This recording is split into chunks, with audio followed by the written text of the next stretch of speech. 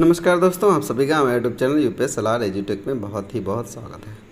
तो दोस्तों, जैसा कि सबको पता है कि ई पाठशाला के जो फेज़ आए हैं, वो जो फेज़ आए हैं उनके बारे में काफ़ी कुछ पूछा जाता है।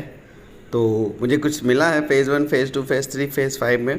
तो देखते हैं उस अंतर क्या है, डिफरेंस क्या है। कभी कभी आजकल तो चेकिंग के लिए कुछ भी मतलब पूछ लेते हैं अधिकारी, तो उससे संबंधित चीज़ें। ठीक है, तो फ़ेज़ 1 देखिए क्या है। फ़ेज़ 1 की शुरुआत की गई थी 5/9/2019 को।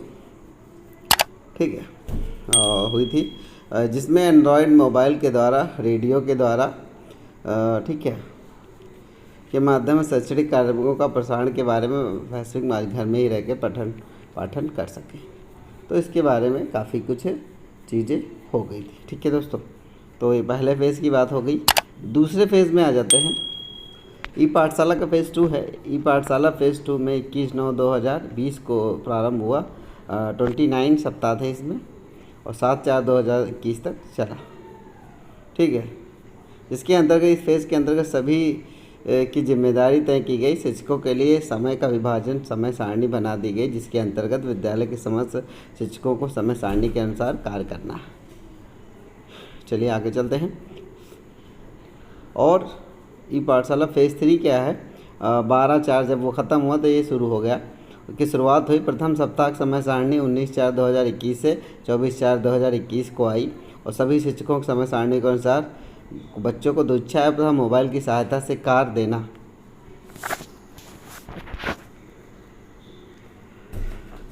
है। इसमें 3 सप्ताह 8/5/2021 तक ही कार्य आया और 4 मई 2021 को कोविड-19 के दृष्टिगत ऑनलाइन ऑफलाइन कक्षाएँ अग्रिम आदेश आने तक स्थगित कर दी गई। मतलब ऑनलाइन ऑफलाइन भी 8/5/2021 तक ही हुआ। फिर इसके बाद 4 मई से कोविड-19 के गड़बड़ हो गई तो फिर उसको स्थगित कर फ़ेज़ 4 आया। तो फ़ेज़ 4 में देखते हैं क्या है।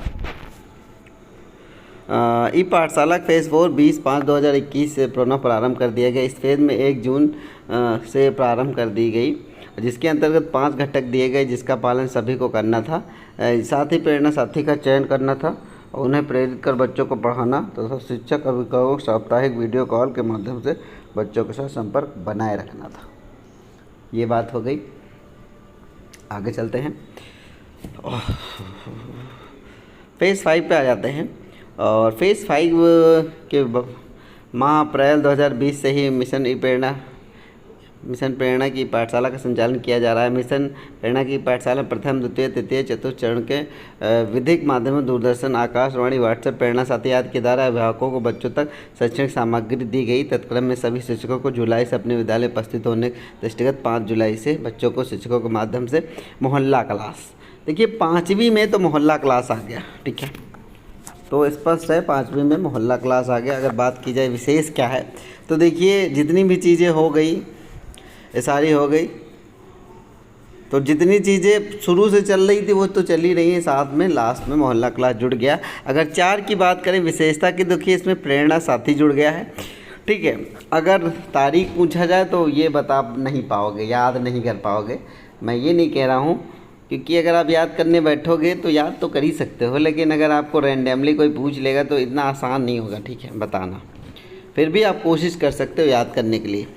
तो फ़ेज़ पहला आया 1 जून से, उसके बाद जो फ़ेज़ 5 आया वो स्कूल खुलने के बाद से आया, 5 जुलाई से आया। ठीक है, एक तरीके से कह सकते हो 1 जून और 5 जुलाई से। तो फ़ेज़ 4 में प्रेरणा साथी मोस्ट इम्पॉर्टेंट चीज़ हो गई और फ़ेज़ 5 में आपका मोहल्ला क्लास। बाकी चीज़ें चली रही थी, दूरदर्शन चल रहा था, व्हाट्सएप चल रहा था, आकाशवाणी चल रहा था। ठीक है, चलिए आगे चलते हैं। और प्रेरणा साथी के अलावा शिक्षकों और अभिभावकों को साप्ताहिक कॉल के माध्यम से बच्चों की बातचीत कर रही थी। चलिए आज चलते हैं। जो तीसरा फ़ेज़ आया इसमें क्या इम्पोर्टेंट है, देखिए तीसरे फ़ेज़ में समय सारणी इम्पॉर्टेंट है। समय सारणी के अनुसार दीक्षा ऐप तथा मोबाइल की सहायता से कार्य देने की बात कर दी गई। ठीक है, तो तीसरे फ़ेज़ में कई चीज़ें आ गई इम्पॉर्टेंट। ठीक है, दीक्षा ऐप और मोबाइल की सहायता से कार्य देना है। इसमें 3 सप्ताह का मैटर था, बस 8/5/2021 तक का था। 12/4/2021 से शुरू। उसके बाद 4 मई से पूरा समझ लीजिए ये बिल्कुल बंद रहा। 4 मई से कोविड के कारण बंद हो गया, फिर 1 जून से ये शुरू हो गया आपका। ठीक है, आगे चलते हैं फेज़ 2 में। फेज़ 2 में देखिए इम्पॉर्टेंट क्या है, इसमें समय सारणी इम्पॉर्टेंट हो गई है। ठीक है, फेज़ 2 में समय सारणी आ गई टाइम एंड मोशन के आधार पर, जिसको हम लोग कहते हैं। और समय सारणी आ गई कि कार्य विभाजन हो गया कि बच्चों को उस हिसाब से बच्चे शिक्षक जो है अपना काम करेंगे। समय सारणी आ गई, वैसे समय सारणी पहले भी थी। चलिए आगे चलते हैं। 29 वीक्स थे इसमें। और फिर ये सबसे पहला जो आया ई पाठशाला का फेज़ आया एंड्रॉयड मोबाइल के द्वारा, रेडियो के द्वारा। ठीक है, दीक्षा ऐप के माध्यम से शैक्षणिक कार्यक्रमों का प्रसारण। तो दोस्तों ये था हमारा वीडियो। अगर देखिए ये इम्पोर्टेंट वीडियो है क्योंकि ये लोग सब पूछ लेते हैं, खासकर जब चेक करने जाते हैं बीएसए खंड शिक्षा से, कोई और भी खासकर बेसिक शिक्षा से जुड़ा ही आदमी पूछ सकता है। तो दोस्तों ये था हमारा वीडियो, फिर मिलेंगे एक और वीडियो, तब तक बने रहें। नमस्कार।